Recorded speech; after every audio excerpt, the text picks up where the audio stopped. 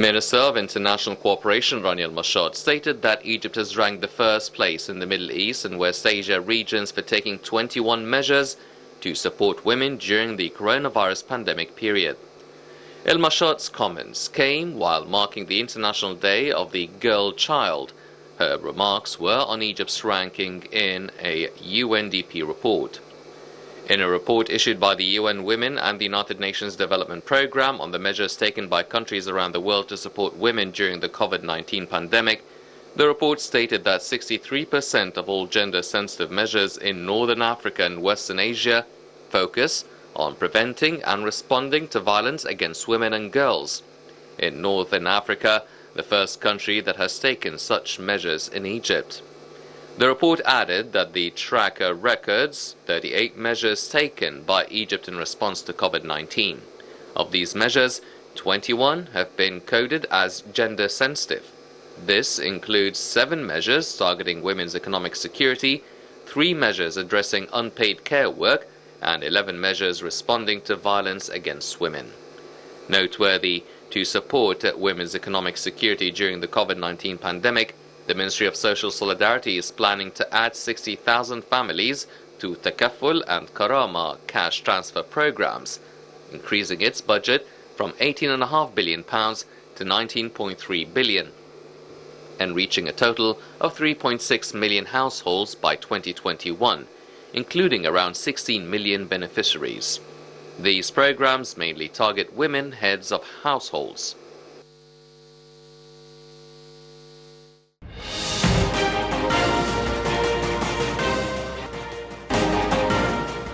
Welcome back, and back to you, Your Excellency, Ambassador Talawy. And many times the President hailed women, exactly I'm quoting him, as a symbol of strength, compassion, nobility, courage, and all the elements of life, love, and beauty. How did you see how Egypt's, the state and the leadership has encouraged the Egyptian women to be part of the state's sustainable development agenda, and what exactly were the steps that were taken from your point of view to empower women to be able to be a main partner and contributor?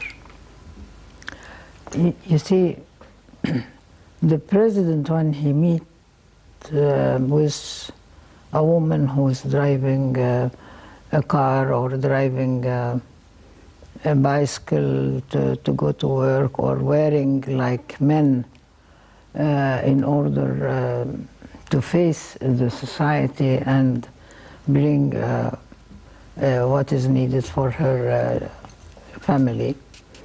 This in itself, it's a decoration for all women of Egypt, that first of all, those who were against that, in the fact that women is not a provider, now they see that the president is saluting the women who are very poor and still work hard to help her family.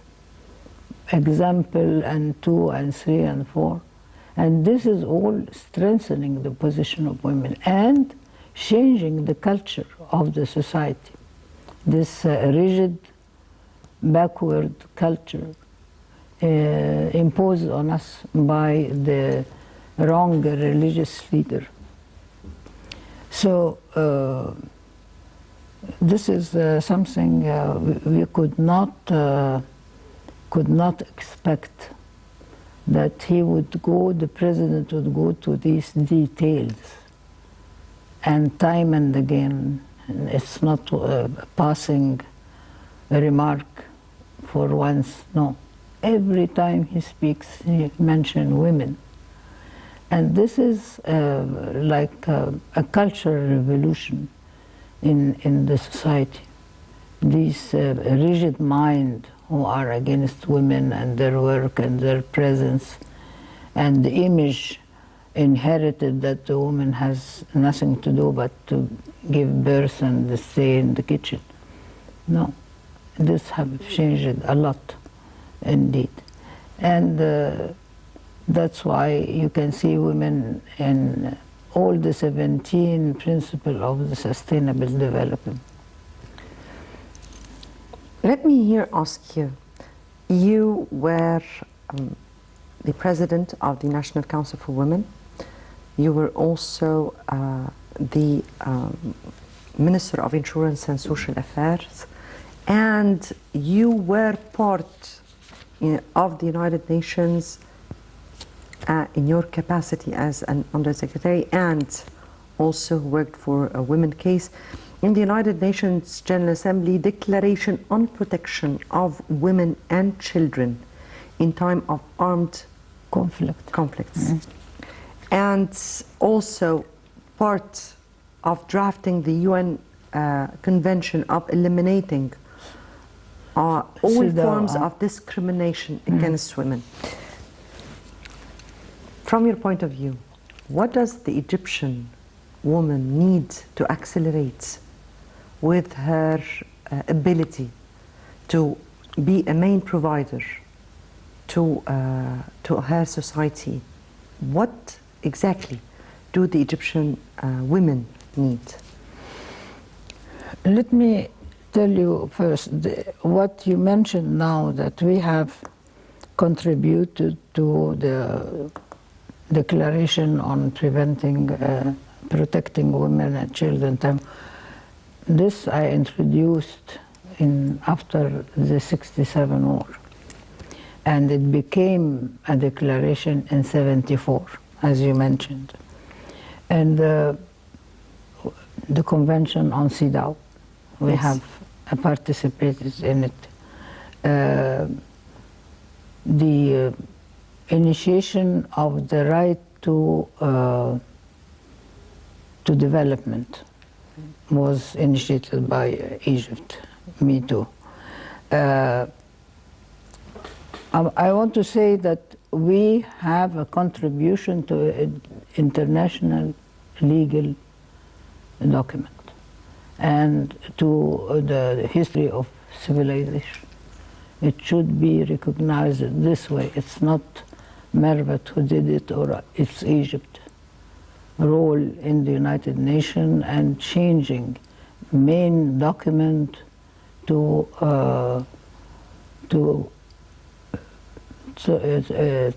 translate the need of the developing country, because all of these documents drafted by the European or the Westerner, and they do not know what we in the third country need.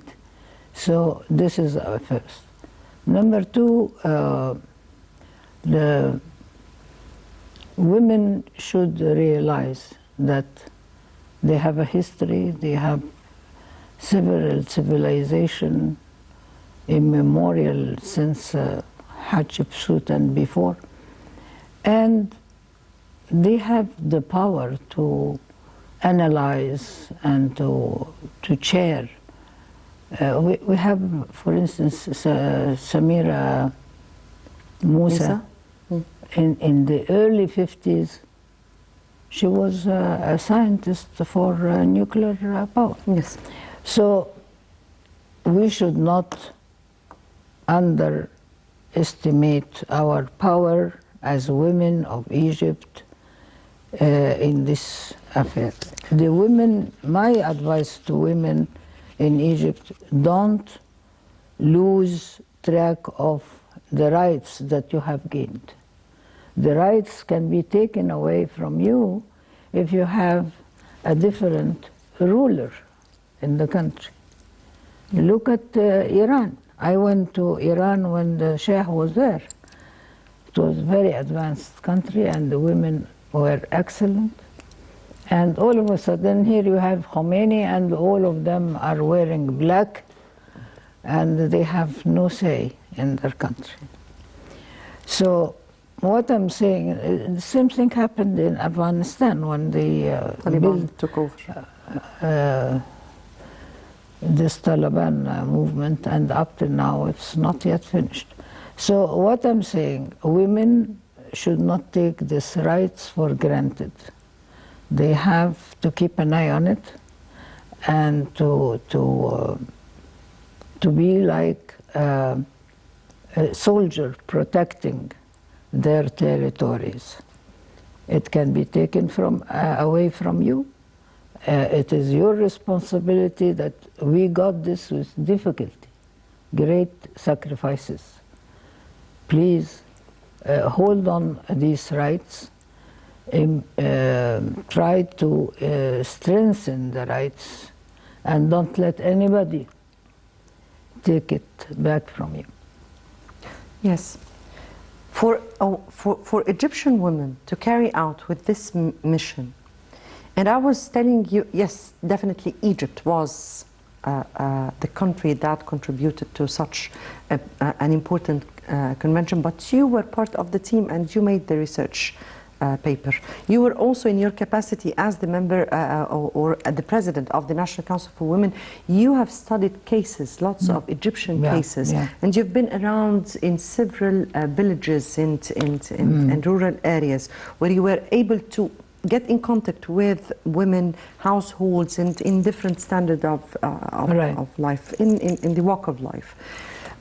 What does the Egyptian woman, or what do the Egyptian women at large need in order to be able to carry out with their mission? How can we further empower them, or what do they need from awareness, I think. Because legally we have improved a lot in our laws and legal activities. In political, you have now 1/4 of the parliament.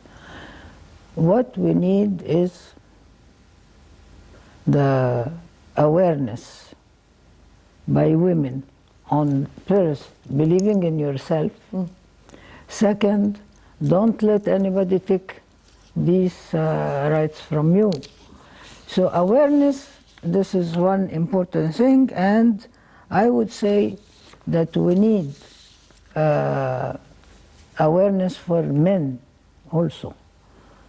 Women should be able to fight for their rights and to maintain it and strengthen it, but also the society, the social culture in the society, the bad attitude that we inherited should be alleviated. So a cultural revolution is required, because otherwise the mentality, and many of these women that I met, you mentioned, why you are veiled, why you do that, why you marry against your will. And the answer is always the social environment around her forced her to do things that she did not like to do. So I'm saying also, as well as providing awareness to women, we should also increase activities of awareness to be a modern society. We need that the whole sector of the human groups in the country should be, for instance, look at the problem that we had between Muslim and Christian. Now it is very easy to have soap opera with Christianity and all of this, and the people accepting the fact that there is no difference between a Muslim and a Christian. The president is building churches everywhere whenever a new city is built. Always a mosque beside a church, or yeah.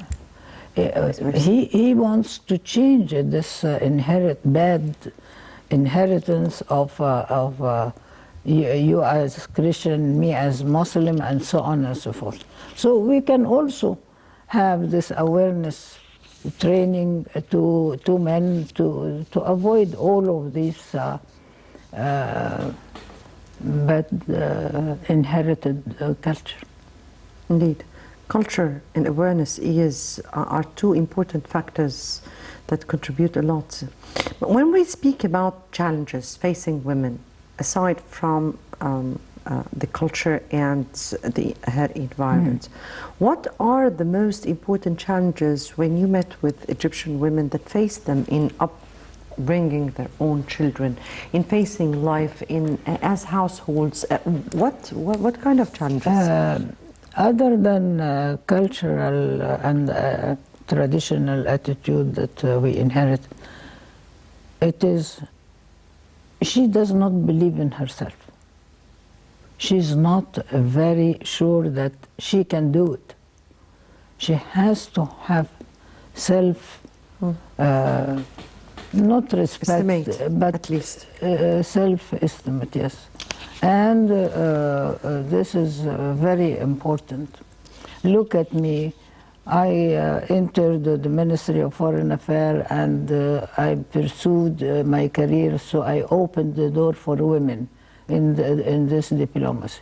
I participated in the 15 and the Committee for the Constitution, and I insisted on putting Article 11 that made women equal to men in those 5 areas.